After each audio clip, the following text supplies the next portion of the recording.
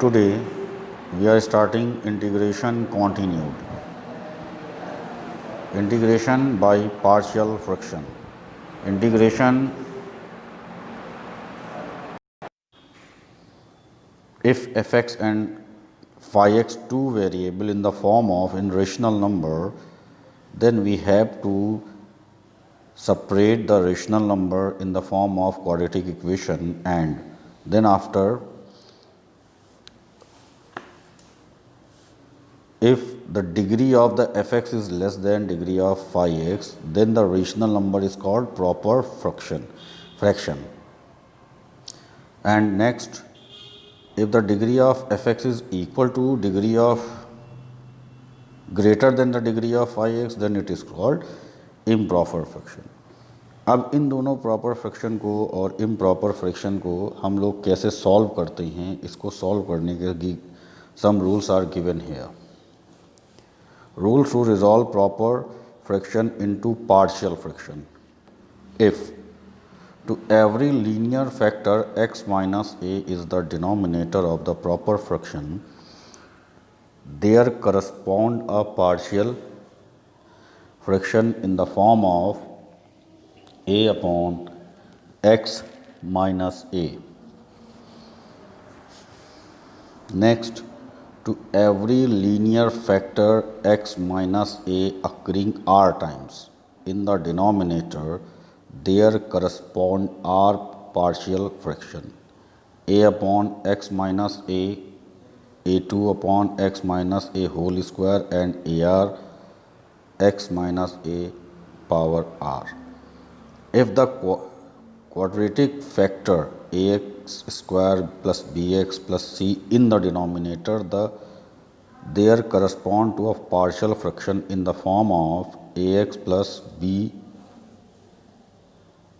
upon ax square plus bx plus c. These are the form to solve the question when given in this. To any quadratic factor ax square plus bx plus c occurring r times, means अगर उसके ऊपर कोई power दे रखा है तो उसको हम लोग कई पार्ट में डिवाइड कर लेते हैं. Then find the value of these numbers a1 b1 a2 b2 and then after we integrate it. This is the formula for using in this chapter. Evaluation of 1 upon x square minus a square. Firstly, we have to simplify in this form, and after that we have to consider a x plus a plus b upon x minus a. Then after we have to simplify and get a and b from this equation, and a plus b is equal to 0, b minus a is equal to 1, and comparing the both side x and power x, we get a and b's value. Putting the a and b's value in the form that we have to separate here, then we get the value of this and integrate the value of given number. We have to find the value of this. This is the formula. If you are not doing so steps, then you have to learn only the formula which you are using in this chapter. The first formula is this: integration of 1 upon x square minus a square 1 upon 2a log x minus a upon log x minus a upon x plus a. Next formula, if the constant number is given first, then we have to apply this number: 1 upon a square minus x square 1 upon 2a log a plus x a minus x plus c, when x is lesser than a. Okay, these are the question how to do it. Look here, the question is 1 upon x square minus 5. Firstly, we have to manage in the formula form, then we have to put in the formula 1 upon 2 into root 5 2a. यहाँ पर था log x minus root 5 and x plus root 5. Only you have to do like this. But if the question in the form of partial fraction, then how to we have to do it? Start. 3x upon x minus 1, x minus 2, x minus 3.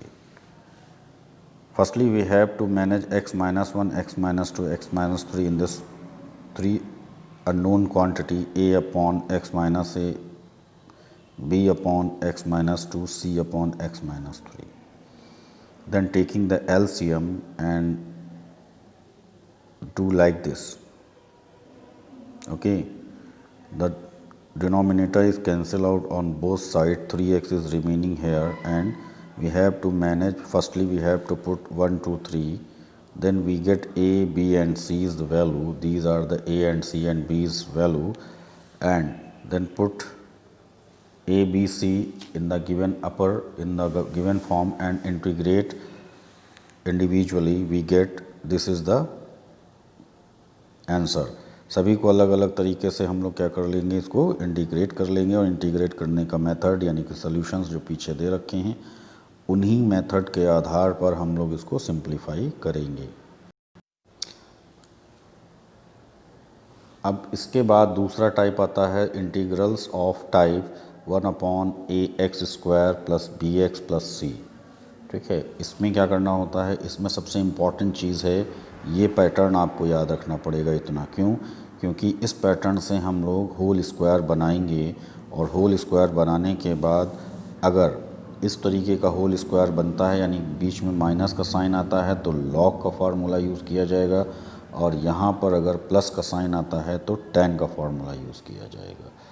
तो these two formulas, देखो इसका जो application है ये important नहीं, main है important इनके फार्मूले.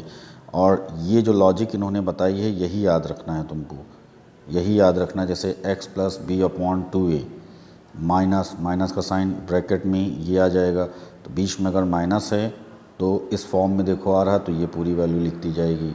उसके बाद ये इस फॉर्म में आ रहा प्लस का साइन है तो ये tan के फॉर्म में लिख दिया जाएगा. ओके, इसके बाद नेक्स्ट आता है इस फॉर्म में, type of the integral in the form of p x plus q upon a x square plus b x plus c. ये पूरा फॉर्म दे रखा है. इसको जो हम सिंप्लीफाई करते हैं तो इस तरीके से इसको सिंप्लीफाई करके, और सबसे पहले इसका डिफरेंशिएशन निकाला जाता है, और डिफरेंशिएशन निकालने के बाद m के टर्म में और n के टर्म में ये नंबर आ जाता है. फिर दोनों तरफ इसको कंपेयर कर देते हैं और p और m की वैल्यू निकाल लेते हैं, और m के बाद इसके बाद इसमें हम लोग n की वैल्यू भी फाइंड आउट कर लेते हैं, और n और m की वैल्यू पुट कर देते हैं उस इक्वेशन में जिसको हमने अभी कंसीडर किया है, और m और n की वैल्यू यहाँ रखते ही ये फार्मूला बन जाएगा. तो यहाँ पर तो लॉग की वैल्यू आ जाएगी क्योंकि ऊपर जो वैल्यू दे रखी उसी का डिफरेंशिएशन, जो नीचे वैल्यू दे रखी उसी का डिफरेंशिएशन ऊपर दे रखा है. इसमें हम लोग जो अभी हमने ये वाला फार्मूला पढ़ा है इसका यूज़ कर लेंगे. ठीक है, अब कैसे करेंगे देखो. इसमें ये हम लोग फर्स्ट केस के अकॉर्डिंग क्वेश्चन को सॉल्व करेंगे. तो देखिए हमारे पास ये क्वेश्चन दे रखा था 2x square plus x minus 1. इसको हमने क्या किया, पहले 2 को कॉमन ले लिया क्योंकि इसमें x के प्लेस पर कोई भी वैल्यू नहीं होनी चाहिए. इस वैल्यू में हमने ये फार्मूला जो अभी हमने आपको दिखाया था पीछे को, उसमें हमने ये फार्मूला लर्न कर लीजिए, x plus b upon 2a whole square minus b square minus 4ac upon 4a. इसको सिंप्लीफाई कर लिया, और सिंप्लीफाई करने के बाद देखो यहाँ माइनस है और यहाँ माइनस है, तो इसलिए हमने इसको इन इक्वेशन में पुट कर दिया 1/2. ये इक्वेशन हमारे पास है, और इसमें हमने सीधे डायरेक्ट लॉग का जो फार्मूला था, जो अभी हमने लॉग वाला फार्मूला आपको दिखाया था, वही फार्मूला इसमें पूरी तरीके से यूज़ कर दिया गया है. ये this chapter is depend only the formula, और ये फार्मूला इसमें हमने लगाने के बाद ये आंसर आ जाएगा. Is it okay? क्यों और सी. ठीक है, चूँकि ये मल्टीप्लाई में थे, इनको डिवाइड कर दिया, ये आंसर आ गया, ये हमारे पास वैल्यू आ गई. Okay, this is your answer. Now in the second form, दूसरा फॉर्म जो था वो भी बता देते हैं. ये हमारा दूसरा फॉर्म था, सेकेंड केस था. इसमें हम लोगों ने वही फार्मूला फिर यूज़ किया गया है, यहाँ तक वही आ गया. जैसे यहाँ तक आया, देखा यहाँ प्लस का साइन था, यहाँ प्लस का साइन होते ही हमने tan की वैल्यू रख दी. तो आप देख रहे हैं कि दोनों क्वेश्चंस में केवल यहाँ प्लस और माइनस का ही काम था। जब भी प्लस माइनस आता है तो हम लोग माइनस में लॉग और प्लस में tan वाला फार्मूला यूज़ कर लेते हैं। इसके बाद जो हमने एप्लीकेशन बताया है उस एप्लीकेशन में क्या लगाना है, एक बार इसको बहुत ध्यान से आप लोग देख लें। कहीं पर भी कोई प्रॉब्लम आ रही है then you have to tell me. अब ये जो इसके बाद वाला हमने दूसरा टाइप बताया था px वाला, उसके अकॉर्डिंग ये दिए रखा है। ऊपर जो वैल्यू दी होती है उसको हम md/dx, नीचे वाले का डिफ्रेंशिएशन प्लस c, इसका हमने डिफ्रेंशिएशन कर लिया और उसके बाद अंदर मल्टीप्लाई करके कंपेयर कर लिया। ये वेरिएबल को वेरिएबल से, कांस्टेंट को कांस्टेंट, m और n की वैल्यू निकल आई। m और n की वैल्यू जब निकल आती है तो अब हम उसकी वैल्यू इक्वेशन में पुट कर देंगे। जैसे ही हमने इक्वेशन में पुट की हमारे पास दो पार्ट बन गए, एक I1 मान लिया, एक I2 मान लिया। एक I1 और एक I2। पहले I1 को हमने सिंप्लीफाई कर दिया और ये डायरेक्टली log t के फार्मूले में फिट हो गया, क्योंकि log का फार्मूला हमको पता है, नीचे जो डिनोमिनेटर दे रखा है उसी का डिफरेंशिएशन ऊपर न्यूमरेटर में है, तो इसलिए इसमें तो log की वैल्यू लग जाएगी। लेकिन दूसरे वाले में हम लोगों ने अभी पढ़ा है ये फार्मूला, इस फार्मूले को अप्लाई किया। अप्लाई करने के बाद यहाँ देखो ये माइनस है, ये प्लस हो जाएगा। प्लस होने के बाद डायरेक्टली इसमें हम लोग tan की वैल्यू रख देंगे। tan की वैल्यू रखने के बाद दोनों I1 और I2 को एक साथ लिखा जाता है और ये पूरी वैल्यू आ जाती है। ठीक, तो this is the form of the integration.